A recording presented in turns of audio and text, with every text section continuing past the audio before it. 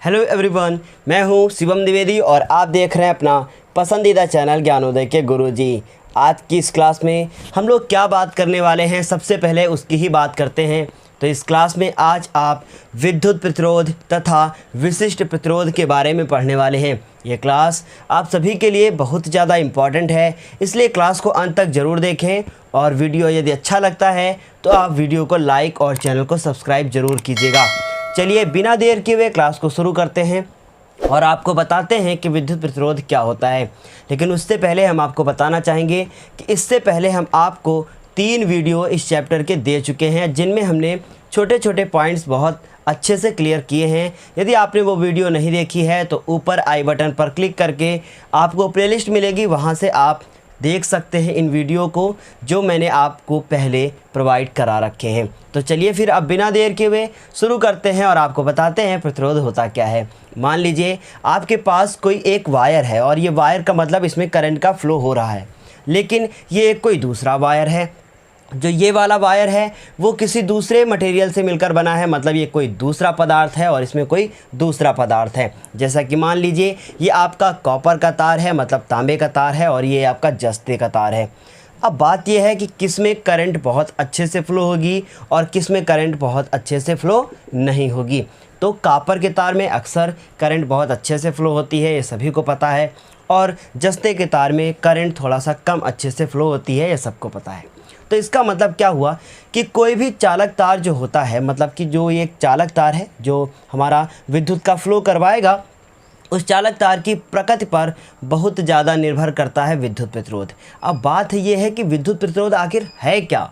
विद्युत प्रतिरोध किसी चालक का वह गुण है जो विद्युत धारा के बहने का विरोध करता है। मतलब प्रतिरोध वह गुण है जो विद्युत धारा के बहने का विरोध करता है, मतलब वो विद्युत धारा को जो है किसी भी चालक में बहने के लिए क्या करता है, बाधित करता है, ये कह सकते हैं। और दूसरी चीज़ ये हम कह सकते हैं कि अगर मान लीजिए ये हमारा चालक तार है और इसमें हमने प्रतिरोध की डिवाइस यहाँ पर लगा दी, क्योंकि प्रतिरोध आपको मार्केट में मिल सकता है, उसे हम लोग अपने आवश्यकता अनुसार किसी भी डिवाइस में लगा सकते हैं। जैसे कि यहाँ पर बोर्ड में लिखा हुआ है कि किसी चालक का वह गुण जो उसमें विद्युत धारा के बहने का विरोध करे उसे प्रतिरोध कहते हैं। तो इतनी बात तो आपको अच्छे से क्लियर समझ में आ गई होगी कि प्रतिरोध है क्या।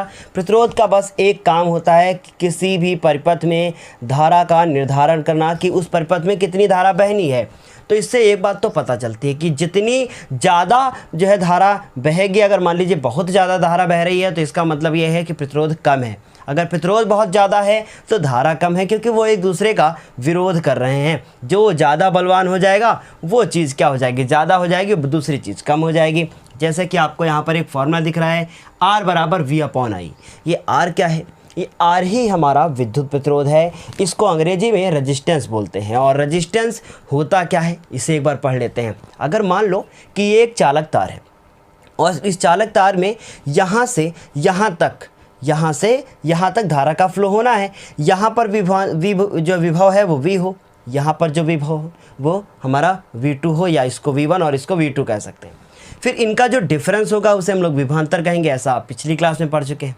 तो अगर किसी चालक के सिरों के बीच विभवांतर V हो तो चालक में बहने वाली धारा I हो, और उसके बाद जरा देखो तथा चालक में बहने वाली धारा I हो तो प्रतिरोध जो होता है वो विभवांतर और धारा का अनुपात होता है। इसका मतलब हम लोग कह सकते हैं कि विद्युत विभवांतर तथा विद्युत धारा का जो अनुपात होता है उससे ही हम लोग क्या कहते हैं, प्रतिरोध कहते हैं। अनुपात का मतलब क्या हो गया कि आप विभवांतर को ऊपर लिखेंगे अंश के रूप में और धारा को नीचे लिखेंगे हर के रूप में। तो इतनी बात तो आपको समझ में आ गई होगी। ये नियम किसने दिया था, ओम ने दिया था, और इनकी स्पेलिंग बहुत अजीब है, मतलब कि OHM है, ये ओम्स लॉ कहलाता है। आगे आपको एक पढ़ने को मिलेगा कि ओम का नियम भी क्या होता है और सबसे ज़्यादा इम्पॉर्टेंट है, इसलिए याद रखना कि ये ओम की स्पेलिंग ऐसे होती है और हिंदी में इसको ऐसे लिखते हैं। और उसके बाद ओम को रिप्रेजेंट करने का ये एक छोटा सा साइन है, ऐसे हम लोग इसको रिप्रेजेंट करते हैं। कि मतलब कि मान लीजिए हमने कहा कि प्रतिरोध 5 ओम है तो आप 5 लिखेंगे, फिर चाहे हिंदी में ओम लिखें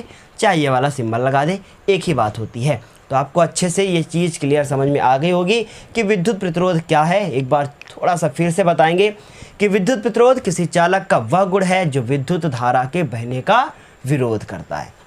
अब आपसे पूछा जाए कि यदि 1 ओम की परिभाषा बताइए, तो आप कहेंगे कि यदि V का मान 1 हो जाए और I का मान भी 1 हो जाए तो इसका मतलब क्या होगा, तो प्रतिरोध का मान 1 ओम होगा। इसका मतलब एक क्या लिखा हुआ पढ़ के देखते हैं। 1 ओम की परिभाषा, यदि चालक के सिरों के बीच विभवांतर 1 वोल्ट हो तथा चालक में बहने वाली धारा 1 एम्पियर हो, इसका मतलब ये वाला भी 1 हो जाए और ये वाला भी 1 हो जाए, V भी 1 हो जाए और I भी 1 हो जाए। इसका मतलब क्या हुआ कि विभवांतर 1 वोल्ट हो जाए और जो धारा है वो भी 1 एम्पियर हो जाए। तो इसका मतलब फिर क्या होगा, इसका मतलब फिर ये होगा कि R बराबर 1/1, मतलब R बराबर आपको 1 मिलेगा। इसका मतलब क्या होगा, इसका मतलब ये होगा कि प्रतिरोध भी 1 ओम होगा। समझ में आ गई होगी इतनी बात कि अगर विभवांतर 1 और धारा भी 1, तो हम लोग कह सकते हैं कि जो प्रतिरोध होगा वो भी 1 ओम ही होगा। एग्ज़ाम में अक्सर पूछ ली जाती है परिभाषाएं कि 1 वोल्ट क्या होता है, 1 एम्पियर क्या होता है, 1 ओम क्या होता है। हर क्लास में हम छोटी छोटी डिफिनेशंस को क्लियर कर रहे हैं, इसलिए वीडियो को लास्ट तक ज़रूर देखिएगा क्योंकि विशिष्ट प्रतिरोध बहुत ज़्यादा इंपॉर्टेंट है। उसके बाद देखिए क्या लिखा है, तो चालक का प्रतिरोध 1 ओम होगा और कुछ नोट मैंने लिखा है और मैं पहले भी आपको बता चुका हूं कि 1 मेगा जहां वर्ड यूज़ होगा वहां 10 की पावर 6 लिखोगे, जहां पे माइक्रो वर्ड का यूज होगा वहां पर आप लिखोगे, मैंने पहले बताया है कि माइक्रो के लिए आप 10 की घात -6, माइक्रो को रिप्रेजेंट करने के लिए सिंबल ये होता है और मेगा को रिप्रेजेंट करने के लिए सिंबल m होता है। याद रखिएगा, जैसे कि हमने कहा 1 मेगा ओम, तो मेगा ओम का मतलब क्या हो गया कि ये ऐसे बनाओगे और माइक्रो ओम का मतलब ऐसे बनाओगे, इनको इधर बनाओगे, यहाँ नहीं बनाना है। आप समझ रहे हैं ना मेरी बात को। ऐसे रिप्रेजेंट करने के लिए ऐसे ऐसे सिंबल्स का हम लोग यूज करते हैं। अब सबसे इम्पॉर्टेंट बात जो अक्सर क्वेश्चन आपके एग्ज़ाम में आता है, आखिर वो क्या है, वो ये है कि अगर इस चालक तार में I एम्पेयर की धारा बह रही हो और इसके सिरों के बीच विभवांतर V हो, तो इसमें प्रतिरोध जो R होता है वो किन किन बातों पर निर्भर करता है। मैंने 4 पॉइंट लिखे हैं और इनका लिंक मैं आपको PDF के रूप में नीचे दे दूंगा डिस्क्रिप्शन बॉक्स में, वहाँ से आप डाउनलोड करके इन चारों पॉइंट्स को अच्छे से लिख सकते हैं, या फिर चाहें तो मेरी बात सुनकर आप इसका नोट्स भी बना सकते हैं। देखिए ज़रा, प्रतिरोध को प्रभावित करने वाले कारक, प्रतिरोध को प्रभावित करने वाले कारक का मतलब क्या हो गया कि किसी भी चालक तार के बीच में यदि R का प्रतिरोध है, कैपिटल R, तो वो जो R प्रतिरोध होता है वो किन किन बातों पर निर्भर करता है। जैसे कि मान लीजिए मैंने अभी आपको बताया सबसे इम्पॉर्टेंट बात कि ये जो है हमारा जस्ते का हो गया, ये तांबे का हो गया, किसमें करंट अच्छे से फ्लो होगी। हो सकता है इसमें प्रतिरोध ज़्यादा हो क्योंकि तभी तो करंट कम फ्लो हो रही है, इसमें प्रतिरोध कम हो, इसका मतलब इसमें करंट जो है ज़्यादा अच्छे से फ्लो हो रही है। इसका मतलब ये है कि कोई भी चालक तार जो होता है उसकी जो प्रकृति होती है, प्रकृति का मतलब जानते हैं ना, नेचर चालक तार का, कि वो तांबे का है कि जस्ते का है, किस मटेरियल का वो बना हुआ, किस धातु का बना हुआ, क्योंकि चालक जो होते हैं वो धातुएं ही होंगी, है ना, धातुएं नहीं कर सकते ना। इसका मतलब क्या हुआ कि प्रतिरोध को प्रभावित करने वाले कारक में चालक का पदार्थ बहुत बड़ा रोल अदा करता है, क्योंकि हो सकता है तांबे का हो तो ज़्यादा अच्छे से फ्लो हो और तांबे का ना हो तो ज़्यादा अच्छे से फ्लो ना हो। ये तो एक तो सिंपल सी बात हो गई कि चालक तार का जो तार होता है ना, कहेंगे तांबे का तार अच्छा होता है, मतलब उस पर ज़रूर निर्भर करेगा। इतनी बात समझ में आगे होगी। उसके बाद आगे देखो क्या है, फिर पहला है लंबाई पर। सबसे ज़्यादा इम्पॉर्टेंट है लंबाई, किस प्रकार निर्भर करता है चालक तार का प्रतिरोध। देखना ज़रा ध्यान से, मैं क्या लिखने जा रहा हूँ। चालक तार का प्रतिरोध R, और ये एक सिंबल ऐसे बनाया जाता है अनुक्रमानुपाती का, जैसे ये बना हुआ है। अनुक्रमानुपाती का मतलब क्या होता है, ध्यान से समझिएगा, मैं बताऊंगा एक एक छोटी छोटी चीज़, ठीक है। R अनुक्रमानुपाती होता है किसके, L के। इसका ये मतलब हुआ कि R जो है अनुक्रमानुपाती है L के। अगर अनुक्रमानुपाती हटता है तो कोई नियतांक आता है। अब नियतांक जो आता है वो अलग होता है, हर चीज़ में फिक्स होता है। ये कैपिटल R जो है अनुक्रमानुपाती है L के। इसका मतलब जैसे जैसे हम लोग L की लंबाई को बढ़ाते जाएंगे प्रतिरोध का मान बढ़ता जाएगा।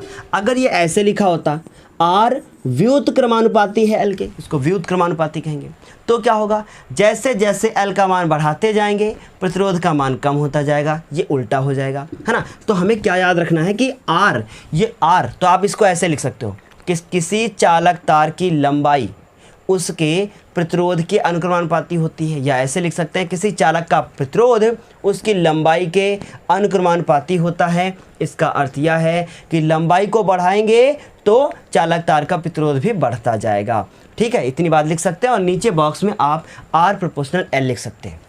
मैंने आपसे कहा इस चालक तार का प्रतिरोध जो है वो 5 है, मैंने 5 ओम कहा। अब इस चालक तार को हम लोग थोड़ा सा बड़ा कर दें, क्या कर दें, बड़ा कर दें। अगर इस चालक तार को हम बड़ा कर देंगे तो इसका प्रतिरोध कैसा हो जाना चाहिए, बढ़ जाना चाहिए, है ना। इसका मतलब क्या, अगर एक ही मटेरियल का कोई तार जो है उसको खींचकर लंबा, बहुत सारी न्यूमेरिकल हैं इस पॉइंट पर याद रखिएगा, उसको खींचकर लंबा कर दिया जाए और अगर इसको खींचकर लंबा कर देंगे तार को तो उसका प्रतिरोध बढ़ने लगता है। क्यों बढ़ने लगता है उसके बारे में बात की जाए तो अगला पॉइंट जो क्षेत्रफल पढ़ोगे ना उसमें क्लियर होगा। इसका मतलब क्या है, अगर कोई चालक तार है उसकी लंबाई कुछ है, अगर उसको हम खींचना शुरू कर दें, अगर हम उसको खींचना शुरू कर देंगे तो उसकी लंबाई बढ़ने लगेगी और लंबाई अगर बढ़ने लगेगी तो प्रतिरोध भी बढ़ने लगेगा। मान लीजिए हम यहाँ पर खड़े हैं, यहाँ से हम अपना एक वायर बिछाना शुरू करते हैं और आप पढ़ रहे हैं दिल्ली मुंबई में, तो हम वहाँ तक अपना वायर बिछाते हुए चले जाएँ, अब वहाँ तक मेरी आवाज़ जाएगी, कैसे जा सकती है। प्रतिरोध इतना ज़्यादा हो जाएगा कि करंट का फ्लो होगा ही नहीं, और जब करंट का फ्लो नहीं होगा तो चाहे जो माइक लगा लें हम, क्या आप तक आवाज़ पहुंचेगी, कभी नहीं पहुंचेगी, है ना। तो आप समझ सकते हैं कि चालक तार की लंबाई पर प्रतिरोध बहुत ज़्यादा निर्भर करता है। अगर चालक तार की लंबाई कम है तो प्रतिरोध क्या होगा, कम होगा। अगर चालक तार की लंबाई ज़्यादा है तो प्रतिरोध ज़्यादा होगा, सिंपल सी बात। उसके बाद देखिए क्षेत्रफल पर, अब ये क्षेत्रफल क्या है, ये है अनुप्रस्थ काट का क्षेत्रफल। मैंने आपको पिछली क्लास में भी बताया था कि अनुप्रस्थ काट, पहली क्लास में बताया था कि अनुप्रस्थ काट क्या होता है। ये चालक तार होता है, ठीक है, ये चालक तार, इसका जो ये वाला हिस्सा है जहाँ से हमारे इलेक्ट्रॉन बाहर की ओर निकलते हैं वो वाला हिस्सा कहलाता है अनुप्रस्थ काट। मतलब ये अगर हम इसको बोर्ड पर बनाना चाहें तो गोल गोल ऐसे बना देंगे और ये वाला जो पार्ट होगा ये अनुप्रस्थ काट कहलाएगा, ये वाला। इस पर बहुत ज़्यादा निर्भर करता है चालक तार। अब बताओ, मेरी बात बहुत ध्यान से सुना, अगर आप इसको खींचना शुरू कर दोगे, इसी तार को खींचना शुरू कर दोगे तो इसका ये वाला जो हिस्सा है वो छोटा होता जाएगा कि नहीं। इसका मतलब क्या हुआ कि अगर खींचेंगे तो प्रतिरोध बढ़ेगा, ऐसा मैंने बताया है, और खींचेंगे तो ये छोटा होगा। इसका मतलब जैसे जैसे अनुप्रस्थ काट का क्षेत्रफल कम होता जाएगा प्रतिरोध वैसे वैसे बढ़ता जाएगा। समझ में आ रही बात, मतलब इसको खींचोगे ना तो लंबाई बढ़ेगी, तो इस लंबाई बढ़ेगी तो ये छोटा होगा। भाई अगर ये खींचना शुरू करोगे, मोटा सा कोई है तो उसको खींचना शुरू करो तो क्या होगा, वो हिस्सा पतला होता जाएगा कि नहीं। इसका मतलब क्या है कि जैसे जैसे अनुप्रस्थ काट का क्षेत्रफल कम होता जाएगा प्रतिरोध का मान वैसे वैसे बढ़ता जाएगा। यही रीज़न है कि छोटे तार का प्रतिरोध क्या होता है, बहुत कम होता है, और बड़े तार का प्रतिरोध बहुत ज़्यादा होता है। याद रखिएगा इस बात को, लिख सकते हैं स्टेटमेंट के रूप में। अब इसको हम लोग इस तरीके से कैसे लिखेंगे इसको समझो, है ना। मतलब हम लोग क्या करेंगे, R जो है वो इन्वर्सली प्रोपोर्शनल है 1/a के। इसका मतलब क्या हुआ कि जैसे जैसे A का मान कम वैसे वैसे प्रतिरोध ज़्यादा, ठीक है। अब मान लो हमने पूछा कि एक बार हमने दे दिया A बराबर 5 और एक बराबर दे दिया हमने A बराबर 6 मीटर स्क्वायर, क्योंकि ये क्षेत्रफल है। तो मैंने पूछा आपसे किस में प्रतिरोध ज़्यादा होगा, मैंने कहा इसका जो है वो 5 मीटर स्क्वायर है, इसकी जो है वो क्षेत्रफल, और इसका क्षेत्रफल हमने कह दिया कि 6 मीटर स्क्वायर है। तो जिसका क्षेत्रफल ज़्यादा वो चीज़ ज़्यादा मोटी, और ज़्यादा मोटी तो इसका मतलब फिर क्या हो गया, उसमें प्रतिरोध कम। समझ रहे ना बात को, मतलब अगर क्षेत्रफल कम तो प्रतिरोध ज़्यादा, क्षेत्रफल ज़्यादा तो प्रतिरोध कम, क्योंकि वो एक दूसरे के इन्वर्सली प्रोपोर्शनल, जिसे हिंदी में कहेंगे व्युत क्रमानुपाती। व्युत क्रमानुपाती ये यहाँ पर लिखा हुआ है स्टेटमेंट में, अभी नीचे हम आपको पढ़ के बताएंगे कि कैसे आप लिखोगे अपनी कॉपी में। इतनी बात समझ में आ गई होगी। अब देखो दो पॉइंट क्लियर हो गए, 3 क्लियर हो गए चालक के पदार्थ पर भी। और सबसे तीसरा, और तो मैंने बता ही दिया कि चालक के पदार्थ पर किस प्रकार निर्भर करता है। फिर यह है कि ताप पर, जैसे जैसे आप इस चालक तार का ताप बढ़ाते जाओगे ना, धारा का फ्लो कम होता जाएगा। समझ रहे हैं, मतलब ताप पर बहुत ज़्यादा निर्भर करता है। तो हम कह सकते हैं कि किसी चालक तार का अगर हमें प्रतिरोध बढ़ाना है तो उसका ताप क्या करना पड़ेगा, कम करना पड़ेगा, क्योंकि ये सबसे ज़्यादा इंपॉर्टेंट बात है कि चालक तार का प्रतिरोध उसके ताप पर भी निर्भर करता है। इसलिए जब कभी भी चालक तार का प्रतिरोध नॉर्मल टेम्परेचर, मतलब जो अगर टेम्परेचर होगा वो नॉर्मल होगा तो प्रतिरोध भी एकदम नॉर्मल ही होगा। लेकिन अगर ताप को बहुत ज़्यादा बढ़ा दो, ताप को बहुत ज़्यादा बढ़ा दो तो प्रतिरोध बहुत ज़्यादा बढ़ जाएगा, और अगर प्रतिरोध बहुत ज़्यादा बढ़ गया तो धारा का फ्लो बिल्कुल भी नहीं होगा, है ना। आपने देखा होगा घर में शॉर्ट सर्किट हो जाता है, लघुपतन जिसे कहते हैं। आगे ये टॉपिक आपको पढ़ना है इसी चैप्टर में हमारे साथ। उसके बाद देखो, ये तो मैंने आपको बता दिया कि प्रतिरोध क्या होता है और इसके कारक, प्रभावित करने वाले कारक कौन कौन से होते हैं। मोस्ट इंपॉर्टेंट है चारों पॉइंट, याद रखना बहुविकल्पी भी आते हैं कि किसी चालक तार का प्रतिरोध किन किन बातों पर निर्भर करता है, और उसमें से एक ऑप्शन होता है पदार्थ की प्रकृति पर या पदार्थ चालक के पदार्थ पर। ये इंपॉर्टेंट है और आता है अक्सर एग्जाम में, याद रखिएगा। उसके बाद देखो बात करेंगे विशिष्ट प्रतिरोध का। तो जैसे ये प्रतिरोध भी चालक का एक गुण होता है, वैसे ये भी एक गुण ही होता है, मतलब ये भी चालक तार का एक गुण है। तो हम लोग जानते हैं, क्या जानते हैं, देखो जरा, हम लोग जानते हैं किसी चालक तार का प्रतिरोध उसकी लंबाई L के अनुक्रमानुपाती तथा अनुप्रस्थ काट के क्षेत्रफल A के व्युत्क्रमानुपाती होता है। वही बात ऊपर वाली कि हम लोग जानते हैं कि किसी चालक तार का प्रतिरोध उसकी लंबाई के अनुक्रमानुपाती तथा अनुप्रस्थ काट के क्षेत्रफल के व्युत्क्रमानुपाती होता है। इसका मतलब समझ गए ना आप कि लंबाई बढ़ाओगे प्रतिरोध बढ़ेगा, क्षेत्रफल घटाओगे प्रतिरोध क्या होगा, क्षेत्रफल घटाओगे ना। क्षेत्रफल घटाने का मतलब क्या हो गया, खींचना शुरू कर दोगे, और खींचना शुरू कर दोगे तब भी प्रतिरोध बढ़ेगा। लंबाई बढ़ाओ तब भी बढ़ेगा, और क्षेत्रफल घटाओ तब भी बढ़ेगा। याद रखिएगा इस बात को। फिर आगे देखो, ये हमने बात वही लिख दी, इसको समीकरण नंबर 1 कर दिया, इसको समीकरण नंबर 2 कर दिया। अब इन दोनों समीकरणों को मैंने मिला दिया। कैसे मिलाया, L तो ऊपर है और A नीचे है, R और R हो गया R, L और A, तो हमने L को यहाँ लिख दिया और A को यहाँ लिख दिया। ऐसे समीकरण मिलाए जाते हैं, मतलब R के बराबर ये भी है, R के बराबर ये भी है, तो हम कह सकते हैं कि R के बराबर ये है। ठीक है, तो मतलब L/A हो गया। अब कभी भी अगर मैंने आपको बताया था अनुक्रमानुपाती का चिन्ह हटता है तो कोई एक नियतांक आता है। क्या आता है, कोई एक नियतांक आता है, और ये नियतांक इसमें आया है रो। क्या आया है, रो आया है। बात समझिएगा मेरी बात को, क्या आया है, रो। अच्छा, यहाँ पर मैंने आपको कोई और मात्रक नहीं बताया था। वोल्ट मीटर क्या होता है, वोल्ट प्रति एम्पियर। V का वोल्ट, I का एम्पियर, तो वोल्ट प्रति एम्पियर ये भी मात्रक इसका होता है। बाद में आप कंफ्यूज हो जाए कहाँ से लिख दिया सर ने। ठीक है, फिर इसके बाद देखो जरा ध्यान से, R बराबर, उसके बाद अनुक्रमानुपाती L/A। जैसे ही अनुक्रमानुपाती का चिन्ह यहाँ से हटा तुरंत बराबर का चिन्ह आया, और जैसे ही अनुक्रमानुपाती हट के बराबर का चिन्ह आएगा कोई एक नियतांक आपको लिखना पड़ेगा। इसका मतलब जो ये रो है वो क्या है, रो, इसको हम लोग रो बोलेंगे ना। तो ये जो रो है ये हमारा एक नियतांक है। क्या है, नियतांक। और ये नियतांक ही हमारा कहलाता है विशिष्ट प्रतिरोध। इसका मतलब क्या हुआ, ये जो रो आपको दिख रहा है, रो, ये एक विशिष्ट प्रतिरोध है और ये भी चालक का एक गुण ही है। समझ गए इस बात को। तो ये रो जो है वो अगर हम लोग सिर्फ, अभी तो हमने R का मान निकाला है ना, अगर रो का मान निकालें तो क्या होगा बताओ, रो उधर पड़ा रहा। ठीक है, देखो रो उधर पड़ा रहा, और उसके बाद ये A चला गया इसके पास, तो RA हो गया। L कहाँ आया, नीचे आ गया। इसका मतलब रो बराबर RA/L। देखो वही तो लिखा है, रो बराबर RA/L। कैंची गुणा करके हमने उसको उधर भेज दिया। समझ में आ रही ना इतनी बात कि क्या किया मैंने, रो को उधर रखा, A को ऊपर भेजा, L को नीचे भेजा, और उसके बाद पूरा फॉर्मूला पलट दिया, रो बराबर RA/L हो गया। तो याद कैसे रखोगे एग्जाम में, क्योंकि इसके न्यूमेरिकल तो बहुत सारे आते हैं। देखो जरा ध्यान, अभी और डिफिनेशन में बोर्ड पे लिखूंगा, अभी ख़त्म नहीं हुआ है। और देखो रो बराबर राल, रो बराबर राल, इसका मतलब रो बराबर RAL। याद रखिएगा, रो बराबर राल और R बराबर रोले, रो L/A। याद रहेगा, क्योंकि ये सबसे ज़्यादा इंपॉर्टेंट है और आपको हमेशा कन्फ्यूज़न होती है A को ऊपर रखें कि L को ऊपर रखें। मैं जब 10th में था ना तो बहुत होती थी, तो मैंने सोचा ऐसा करें कि कुछ बढ़िया सा ट्रिक बनाएं। तो ये ट्रिक तो मैंने अभी 1-2 साल पहले ही सोची कि रो बराबर राल और जो है R बराबर रोले, लेकिन जब मैं 10th में था बहुत बड़ी कन्फ्यूजन, ना जाने सर ने कुछ बताया था, याद नहीं है। तो मतलब रो बराबर राल और R बराबर रोले, ये दोनों फॉर्मूले एक ही हैं, बस दोनों में डिफरेंस ये है कि यहाँ पर रो के रूप में लिखा हुआ है, रो का मान लिखा है, यहाँ पे R का मान लिखा है। अब अगर हम इसी विशिष्ट प्रतिरोध के डिफिनेशन को दूसरी तरीके से लिखें तो कैसे लिखेंगे, देखो जरा ध्यान से। अब जो लिखने जा रहे हैं बोर्ड पे वो बहुत ज़्यादा इंपॉर्टेंट है और हम इसके मात्रक की भी बात करेंगे।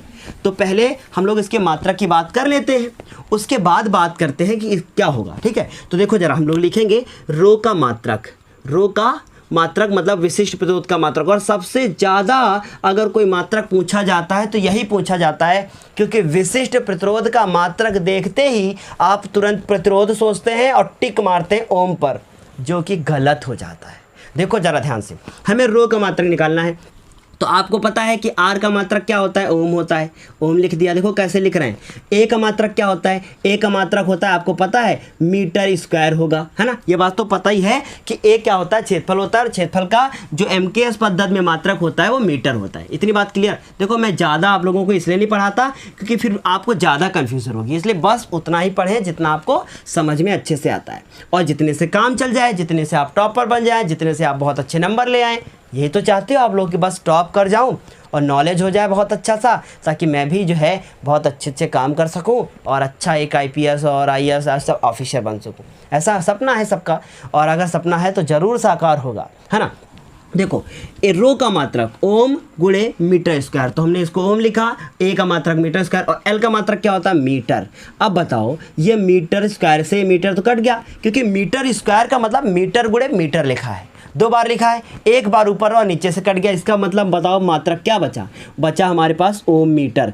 यही बस समझना है, क्या मात्रक बचा, ओम मीटर, और इसके बीच में कभी कभी डैश लगा होता है। इसका मात्रक आपसे पूछा जाता है एग्जाम में कि विशिष्ट प्रतिरोध का मात्रक क्या होता है, तो आप क्या बताओगे, ओम मीटर होता है। इतनी बात आपको बहुत अच्छे से समझ में आ गई होगी कि ये रो का मात्रक किस प्रकार लिखोगे। अब इसकी छोटी सी डिफिनेशन जो अक्सर पूछी जाती है एग्जाम में, क्योंकि अब ये तो फार्मूला है, वो तो मैंने सिर्फ बताया है कि ये कैसे आया है। अब इसका मेन फार्मूला देखो, मेन डिफिनेशन आप कैसे लिखोगे, देखो ज़रा ध्यान से।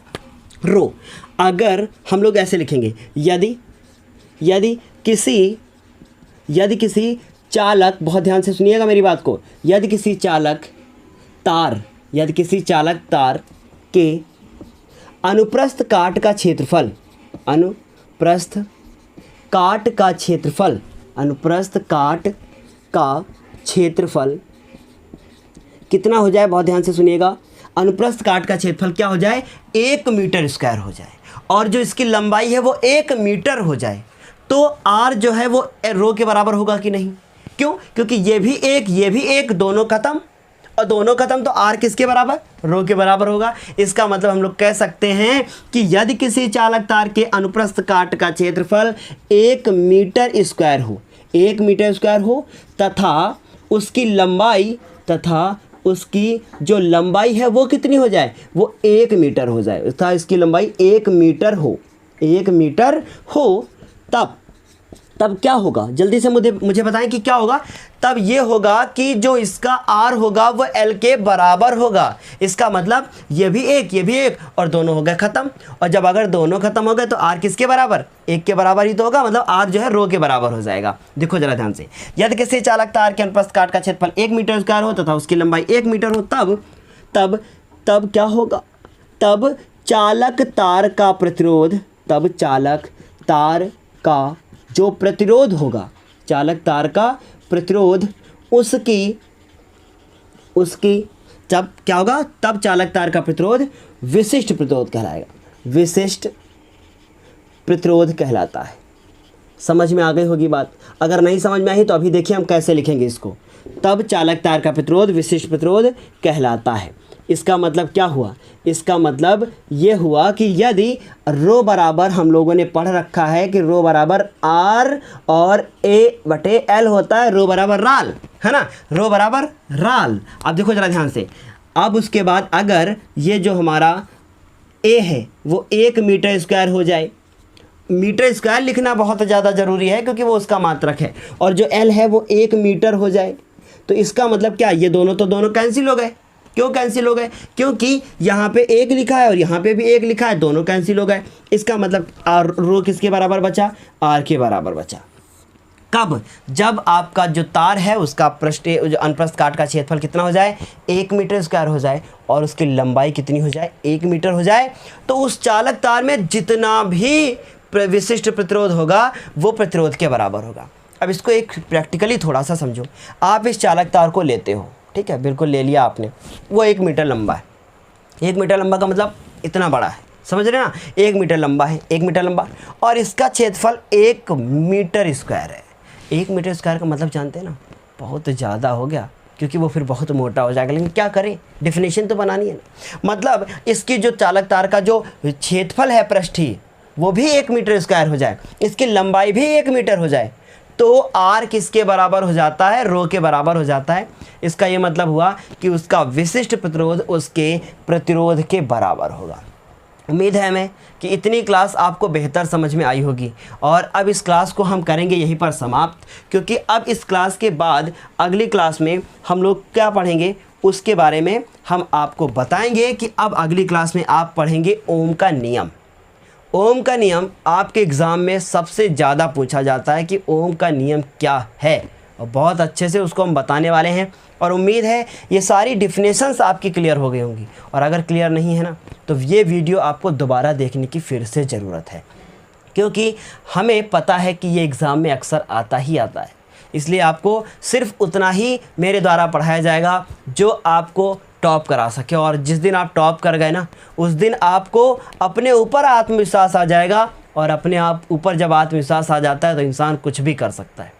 इसलिए अपने अंदर कॉन्फिडेंस लाने की कोशिश कीजिए, कुछ ऐसा मत कीजिए कि आप डिमोटिवेट हों और आप जो है उसको अच्छे से ना कर पाएँ, कि जो आप सोच रखे हैं वो अच्छे से ना हो पाए। इसलिए अपने आप को हमेशा मोटिवेट रखिए, स्वयं मोटिवेट कीजिए कि मैं सब कुछ करने के लिए क्या हूँ, सक्षम हूँ।